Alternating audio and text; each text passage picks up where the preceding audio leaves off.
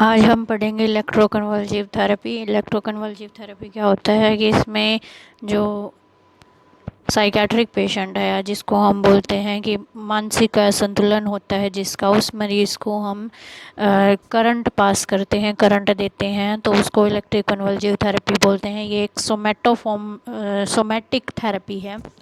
Next आता है हमारा इसमें इंट्रोडक्शन में सबसे पहले सोमैटिक ये जो हमारी जो इलेक्ट्रोकन्वल्सिव थेरेपी है वो सबसे पहले बिनियन कार्लेटी ने अप्रैल 1938 में स्टार्ट की थी। ये एक आर्टिफिशियल ग्रैंड mal सीजर देते हैं। इसमें ग्रैंड mal सीजर इसमें रहेगा कि हम जब जो पेशेंट होता है, जैसे डिप्रेशन का है या इसमें स्ट्रेस कंडीशन बहुत ज़्यादा हो जाती है पेशेंट को, तो उसको नॉर्मलाइज करने की कोशिश की जाती है। उस टाइम पे उसके दिमाग में जब हम ये करंट अप्लाई करते हैं जो फोरहेड है उसके ऊपर, तो उससे क्या होगा कि वहाँ पे एक सीजर टाइप, जिसको बोला जाता है दौरा, हिंदी में दौरा बोलते हैं, वो बनता है। और जिसकी वजह से जो उसका जो न्यूरोट्रांसमीटर्स और जो हमारे केमिकल्स होते हैं ब्रेन के, वो नॉर्मल आ जाते हैं। उसके बाद आता है ये क्या होगा कि एक स्टिमुलाई अप्लाई किया जाता है, जो फ्रंटल टेम्पोरल रीजन होता है हमारा फोरहेड का, उस पे हम इसको देते हैं, जो कि अगर नॉन डोमिनेंट साइड पे दिया जाता है, यूनिलेटरल और बायलेटरल में होता है, दोनों साइड देते हैं। जो ईयर कैंथस और आई का आउटर एरिया होता है उसके बीच में प्लेस किया जाता है। पैरामीटर्स क्या हैं इसके, कैसे अप्लाई करेंगे? स्टैंडर्ड डोज के अकॉर्डिंग, अमेरिकन साइकेट्रिक एसोसिएशन के अकॉर्डिंग क्या है कि वोल्टेज होगी जो उसकी 70 से 120 वोल्ट रहेगी, और ड्यूरेशन 0.7 to 1.5 सेकेंड, इतना ही टाइम हमने उसको करंट पास करना है, उससे ज़्यादा नहीं दे सकते। अगर उससे ज़्यादा किया तो पेशेंट की डेथ हो जाएगी। उसके बाद आता है टाइप्स ऑफ सीजर प्रोड्यूस, कौन कौन से सीजर होते हैं। ये रहेगा ग्रैंड mal सीजर, जो पहले आता है। टॉनिक फेज होगा लास्टिंग 10 to 15 सेकेंड। जो फर्स्ट सीजर है जो ग्रैंड mal, इसमें रहेगा कि सबसे पहले हमें पैर, जब हम पेशेंट को करंट देते हैं तो सबसे पहले साइन चेक किया जाता है, पैर के अंगूठे की मूवमेंट होती है, वो ग्रैंड mal सीजर में आता है। उसके बाद क्लोनिक फेज़ आता है, ये 30 to 60। क्लोनिक फेज़ में होता है पूरी बॉडी में जैसे करंट छूटता है वैसे पूरी बॉडी हिलेगी इसकी, 30 से 60 सेकेंड तक ये ड्यूरेशन होगी। एप्लीकेशन ऑफ इलेक्ट्रोड, कैसे एप्लीकेशन करेंगे इसमें दिया है, जैसे आप पिक्चर में देख रहे हो। एप्लीकेशन में रहेगा कि यूनिलेटरल, मतलब एक साइड अगर हम लगाते हैं इलेक्ट्रोड, तो जो फोरहेड है हमारा वो नॉन डोमिनेंट साइड होगा। नॉन डोमिनेंट मतलब जैसे हम राइट हैंडेड हैं, दाएं हाथ से लिखते हैं तो बाएं साइड लगेगा, अगर बाएं हाथ से लिखते हैं तो हमारा दाई साइड लगेगा। यूनिलेटरल में होता है दोनों साइड होता है, ये बहुत ज़्यादा सेफ होता है, साइड इफ़ेक्ट कम होते हैं इसमें। इसमें क्या रहेगा कि दोनों साइड हम इलेक्ट्रोड प्लेस करते हैं, जैसे ये दिया हुआ है। बायलेटरल, यूनिलेटरल एक साइड में था हमारा, बायलेटरल हमारा दो साइड में आता है। इसमें 2.3 to 4 इंच या सेंटीमीटर या 1 से 1.5 जो इंच है वो अबव मिड पॉइंट, जो हमारा ईयर कैंथस होता है और उसका जो मैंने पहले बताया था कि आई का आउटर एरिया होता है, उसके बीच में हम प्लेस करते हैं। ये जो पिक्चर में आपको दिया हुआ है साइज़। उसके बाद आता है हमारा टेक्निक ऑफ ईसीटी, कौन कौन सी टेक्निक है। इलेक्ट्रोकन्वल्सिव थेरेपी की 2 टाइप दी हुई है। डायरेक्ट ईसीटी, डायरेक्ट में होता है कि बिना किसी मेडिसिन के, हम बिना किसी मसल रिलैक्सेंट और जनरल एनेस्थीसिया के देते हैं, वो हमारी होती है डायरेक्ट ईसीटी। और मॉडिफाइड ईसीटी होता है कि जिसमें ईसीटी में रहेगा कि हम उसमें मसल रिलैक्सेंट दें। मसल रिलैक्सेंट होता है कि हमारी जो मांसपेशियां हैं वो कोई मूवमेंट ना हो, वो बिल्कुल रिलैक्स हो उसके लिए, और एनेस्थीसिया दिया जाता है एनेस्थेटिक्स के अकॉर्डिंग। और इसमें एट्रोपिन सल्फेट दिया जाता है, जो कि सब कुटेनियसली देते हैं, जो कि हमारी सिक्रीशन होती है माउथ की, जिसको लार बोलते हैं, वो नहीं हो, वो कम करने के लिए हम एट्रोपिन देते हैं पेशेंट को। उसके बाद आता है हमारा मैकेनिज्म ऑफ एक्शन। मैकेनिज्म है जो कि एग्जैक्ट एक्शन हमें नहीं पता कि क्या होता है उसका, लेकिन रिसर्च में शो किया गया है कि जब हम ईसीटी देते हैं तो मोनोअमाइन ट्रांसमीटर्स है जैसे कि डोपामिन और सीरोटोनिन लेवल इंक्रीज़ हो जाता है हमारे ब्रेन में, और इसकी वजह से क्या रहेगा, सेंट्रल न्यूरोपेप्टाइड होते हैं वो इंक्रीज होंगे। न्यूरो एंडोक्राइन हाइपोथेसिस के अकॉर्डिंग है कि हाइपोथैलेमेटिक मूड मेंटेनिंग पेप्टाइड जो होते हैं वो बनना शुरू हो जाते हैं हमारे ब्रेन में, जिससे क्या रहेगा कि जो डिप्रेशन में पेशेंट है जब हम उसको ईसीटी देते हैं तो उसके बाद वो नॉर्मल हो जाता है, कुछ टाइम के लिए उसके जो सिम्टम है डिप्रेशन के वो कम हो जाते हैं। उसके बाद आता है कि एमआरआई में शो किया गया है कि जो ग्लोबल कनेक्टिविटी है वो रिड्यूस हो जाती है। अल्टीमेटली जो ब्रेन और सीएनएस कॉम्प्लेक्स है वो अभी तक क्लियर नहीं है कि एग्जैक्ट ईसीटी कैसे वर्क करेगी। फ्रीक्वेंसी और टोटल नंबर ऑफ ईसीटी, इसमें क्या रहेगा कि कितने टाइम और कितनी बार हम इसको दे सकते हैं। फ्रीक्वेंसी आता है 2 से 3 टाइम दे सकते हैं एक हफ्ते में, या जैसे डॉक्टर ने साइकेट्रिस्ट ने प्रिस्क्राइब किया है वैसे। टोटल नंबर रहेगा 6 to 10 भी दे सकते हैं, और अप टू 25 जैसे कि इंडिकेट किया गया है, डॉक्टर ने प्रिस्क्राइब किया है। अगर बहुत ज़्यादा सीवियर कंडीशन है मरीज़ की, बहुत ज़्यादा डिप्रेशन में चला गया है, स्टूपर कंडीशन है, तो उस केस में हम 25 तक दे सकते हैं। इंडिकेशन क्या रहेंगी हमारा, सबसे पहले आता है हमारा सीवियर डिप्रेशन। सीवियर डिप्रेशन में रहेगा कि सुसाइडल रिस्क है उसको, स्टूपर है, पुअर इनटेक ऑफ फूड है, फ्लूइड है, मेलनकोलिया विद साइकोसिस फीचर है, अनसेटिस्फैक्टरी रिस्पॉन्स है जब हम कोई दवाई दे रहे हैं जैसे कि मूड स्टेबलाइजर उसको दे रहे हैं और एंटी डिप्रेसेंट हम उसको दे रहे हैं तो उसका भी असर पेशेंट पे नहीं हो रहा, तो वो उस केस में हम दे सकते हैं। नेक्स्ट आता है हमारा सीवियर कैटाटोनिक। इसमें फंक्शनल डिसेबिलिटी है पर्सन की, स्टूपर है, मतलब कि कोई एक्टिविटी नहीं कर रहा, खाना नहीं खा रहा, कुछ ले नहीं रहा है, खा पी नहीं रहा है उस केस में, और जो ड्रग थेरेपी दे रहे हैं हम उसका भी कोई असर नहीं है उस पर। उसके बाद आता है सीवियर साइकोसिस। इसमें स्किज़ोफ्रेनिया और मेनिया है, जैसे कि सुसाइड के सिम्टम है, होमिसाइड, दूसरों को मारने की कोशिश कर रहा है, डेंजर टू फिजिकल असॉल्ट है, या डिप्रेसिव फीचर्स अगर पेशेंट में है तो उस केस में रहेगा। उसके बाद आता है नेक्स्ट कंडीशन कौन सी है जिसमें हम देते हैं ऑर्गेनिक मेंटल डिसऑर्डर। इसमें ऑर्गेनिक मूड डिसऑर्डर भी आ सकता है, ऑर्गेनिक साइकोसिस भी आएगा। अदर इंडिकेशन में tricyclic are contraindicated, because tricyclic contraindicated है पर्सन को, उस केस में हम देंगे। कंजस्टिव हार्ट फेलियर वाले में नहीं दे सकते।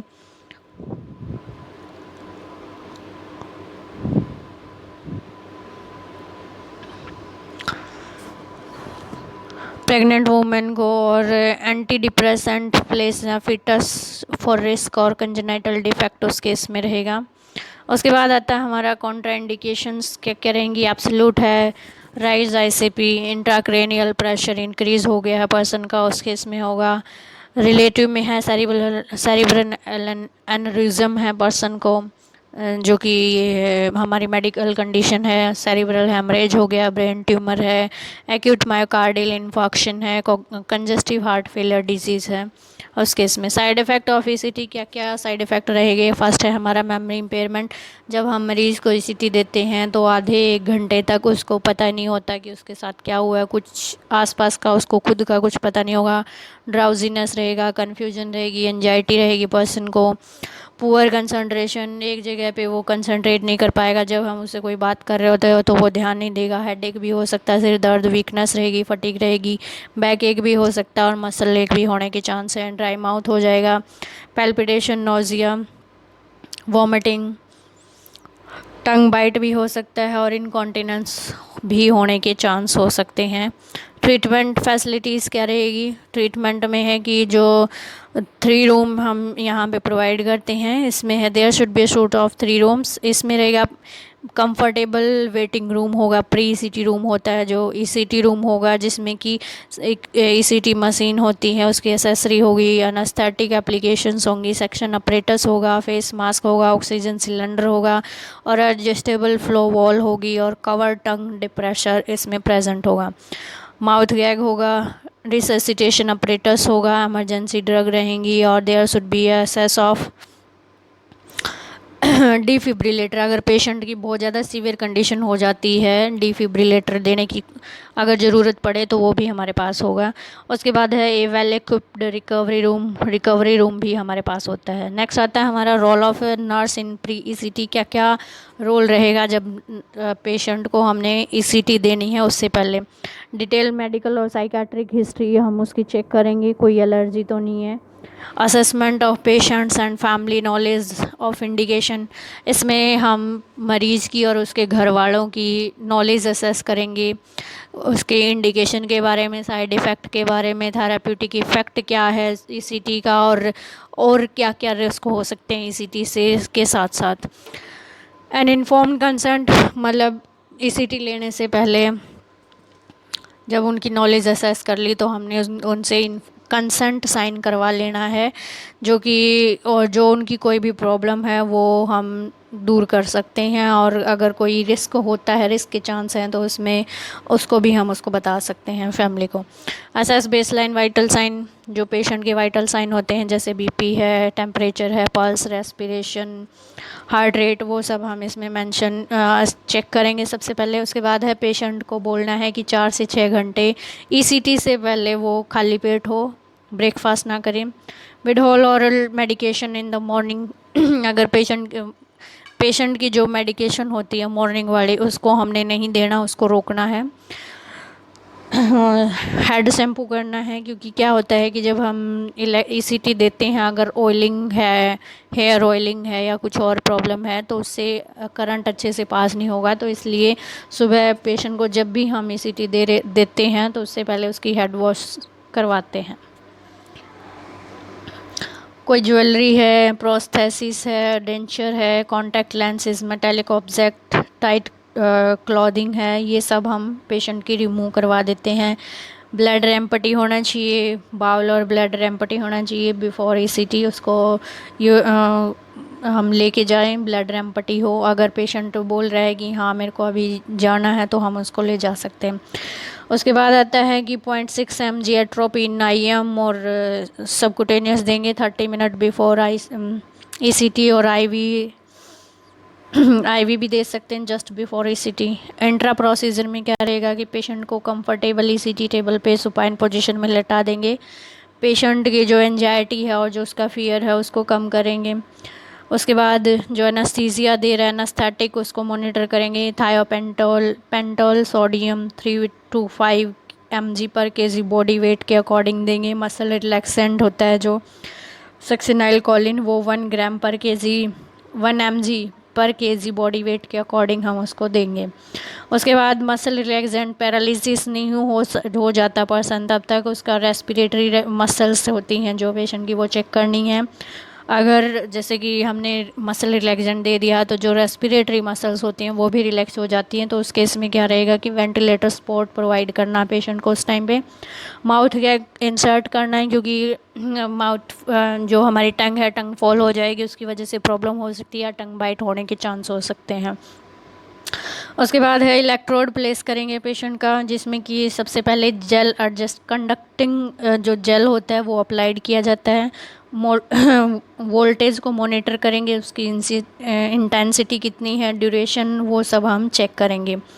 उसके बाद है सीजर मॉनिटर करेंगे यूजिंग कफ मेथड। कफ मेथड में होता है कि पेशेंट के बाजू पे जैसे हम उसमें करते हैं बीपी चेक करते हैं पेशेंट का, तो उस तरीके से पेशेंट की बॉडी पे, हाथ पे या पैर पे कफ बांध दिया जाता है, उससे हमें पता चल जाएगा जब मूवमेंट होगी। 100% ऑक्सीजन प्रोवाइड करनी है पेशेंट को during seizure. Monitor vital sign, जब पेशेंट सीजर चल रहे हैं, ग्रैंड mal है या टॉनिक क्लॉनिक सीजर चल रहे हैं, उसमें हमने वाइटल साइन चेक करना है, पेशेंट का ईसीजी करना है, ईईजी करना है, और ऑक्सीजन सैचुरेशन हमने देखना है।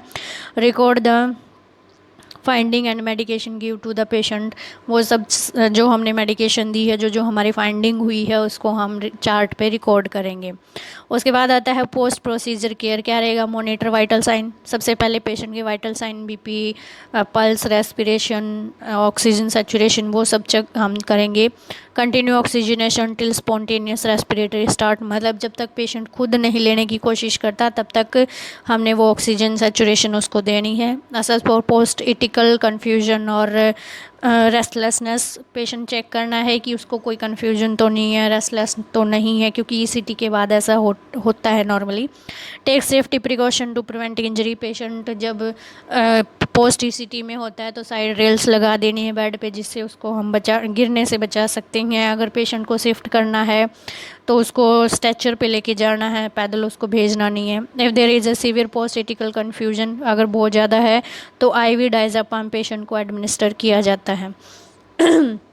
रीओरिएंट करवाया जाता है पेशेंट को रिकवरी के बाद, और जब तक वो फुली रीओरिएंट नहीं हो जाता, सब कुछ जब तक वो अच्छे से अपने आप को आसपास के बारे में नहीं समझ लेता, तब तक हम उसके पास रहना है, और जो भी उसकी फाइंडिंग है वो हमने उसको मॉनिटर करनी है।